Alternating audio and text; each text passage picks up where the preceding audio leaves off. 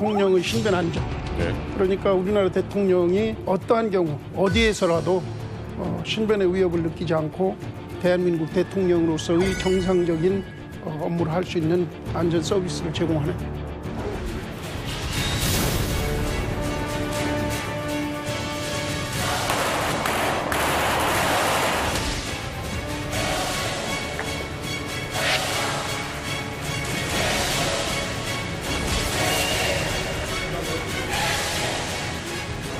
81년도에서부터 25년 동안 대통령 한 5번 경호를 담당했었고 현재로는 경호학 박사 대한민국 1호로 지금 세명대학교 경찰행정학과 교수로 근무하고 있습니다. 우리 최 교수님께서는 그러면 남북 관련 뭐 행사라든지 이런 거 혹시 경호를 그럼 직접 또 하셨겠네요? 아, 그렇죠. 예. 제가 재직 시절에 이제 김대중 대통령께서 평양에 가시는 일이 있었죠. 남북 정상회담 하면은 경호처의 모든 역량이 다 거기에 집중됩니다. 그래서 저도 이제 그 어떤 한 파트를 제가 경호일부장으로서 담당한 적이 있습니다. 그렇다면 교수님, 이 남북한의 경호 방식에는 차이점이 좀 있나요? 차이점이 있습니다. 어떤 차이냐면은 이제 경호는 크게 나눠보면은 우위력 경호와 비노출 은밀 경호로 나눌 수 있어요. 북한은 어떤 우위력을 사전에 과시하고 그러니까 인원과 장비를 노출함으로써 어떤 범행 의지를 꺾어놓는 이 정도 준비됐으니까 도전하지 마라 하는 것이죠. 그렇지. 네, 이런 경호 또는 이제 그 정점에 있는 그 경호 대상자의 그 권익 이런 것 때문에 어떤 그 외적으로 보이는 면을 상당히 강조하고 강하게 보이고 경직된 이런 모습이 나타나죠.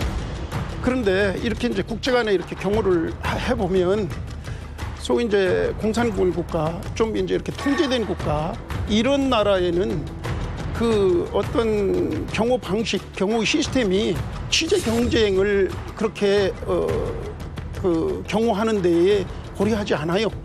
따라서 상당히 경직돼 있고 이 취재 경쟁에 충돌이 생길 가능성이 많죠. 그렇죠.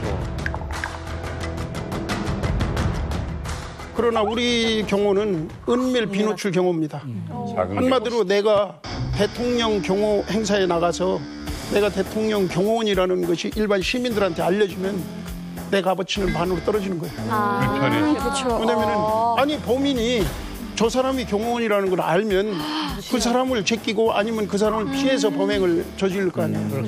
그래서 누가 경호원인지 모르는 그런 비노출 은밀 경호를 통해서 범행을 함부로 할 수 없도록. 은밀하게 미대하게. 그런데 언젠가부터 대통령께서 자꾸 작은 경호를 요구를 많이 하세요. 그러니까 티나지 마라. 네. 국민들 불편하게 하지 마라.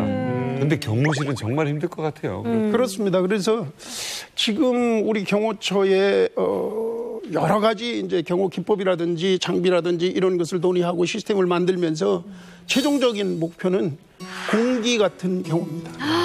공기 같은 경호. 바람 보이지 않게. 공기가 늘상 여기 있잖아요. 네. 그러나 이게 부담스럽지도 않고 그렇다고 그래서 이 공기가 없으면은 치명적인데 네, 치명적.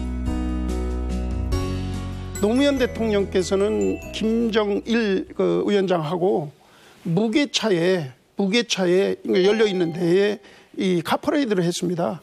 그래서 그때는 주변에 고층 건물도 있고 또 시민들이 동원돼 가지고 쫙 있고 네. 또 환영 나온 시민들 때문에 차량의 속도도 줄이고 이렇게 되면은 어느 면에서 VIP가 이 상반신이 그대로 노출돼 있는 거 아니에요. 조레프 케네디도 그런 네, 그런 노출되어 있는 위험성은 케네디 대통령 옛날에 그 암살당한 장면을 보면은 왜 얼마나 위험한지 알잖아요. 네. 그렇게 되면 주변에 있는 경호차에 경호원들이 이 루프 위에 지붕 위에 그 공간으로 나와서 이제 차량 대형을 쫙 이렇게 이끌고 가는 것이죠. 네.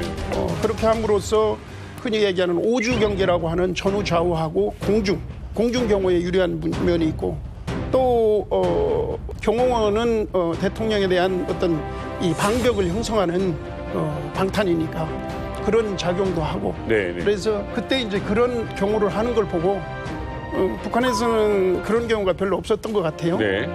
그러고 나서 지금은 전번에 저쪽에 하노이 때 보니까 김정은 경호도 뒤에서 네. 촬영한 데가 보이는 것 같더라고요. 그쪽도 그렇게 쓰고 있습니다. 자, 어쨌든 우리나라 경호가요.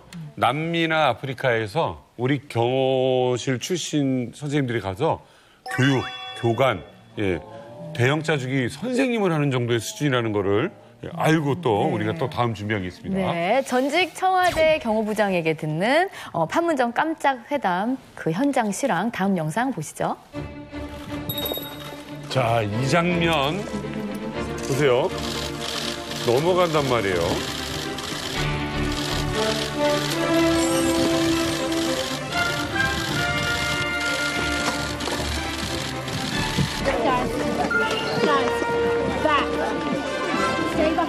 자, 이따 경호원들 보십시오. 인사하나 봐요.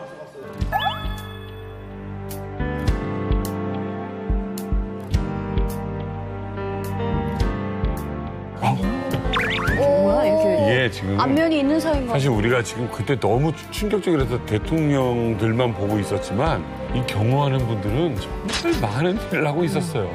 교수님 그럼 궁금한 게 그 아까 이 남북미 3자 회동을 할 때 우연히 찍힌 걸 것 같긴 한데 남측 경호원분께서 북측 경호원분을 알아보고 이렇게 약간 악수를 하고 약간 놀란 표정을 지었단 말이에요. 그런 일들이 좀 많은지 실제로 해도 되는지 싶어서. 뭐 흔한 일이고 많습니다. 남북한도 지금 한 3번 뭐 또 그 이전에도 있었고 이러기 때문에 근접 경호하는 사람 또 이제 회의에 이렇게 나와서 같이 얼굴 대면했던 사람 이 사람들 간에는 서로 친분도 있고 그렇죠. 그러니까는 행사하는 중에도 슬쩍 안다는 표시할 수도 있고 또 눈짓으로도 너 오랜만이야 안녕 이렇게 할 수 있습니다. 그렇다면 교수님도 친했던 북한 경호원이 있었나요? 그쪽에도 남한 전문가가 있어요. 그러다 보니까 뭐 남한에 공연 다녀온다든지 뭐 체육 선수가 온다든지 할 때 따라오는 친구들이 있습니다. 낯익은 얼굴들이. 네, 저 국내 1호 경호학 박사 1호이신 우리 최기남 교수님께서 이번 그 판문점 회담에 대한 그 경호에 대한 총평을 해주신다면요. 예, 제가 그 현장에 있었지 않기 때문에 섣불리 뭐 경호가 어디가 미스가 있었다든지 이런 것을 얘기할 수는 없지만은 제가 보는 그 시각으로는 그 뭐 아까 말씀하신 대로 부딪히는 장면도 있고 경호층에서 자리를 못 찾는 장면도 있고 또 북한 경호원들의 그 경직된 모습이나 아니면은 그 문 앞에 이런 데를 이쪽에 와서도 너무 과도하게 이렇게 움직이는 면도 있고 이렇게 보였지만 그래도 원만하게 행사를 잘 치르지 않았나 네. 이런 평가를 해봅니다. 네.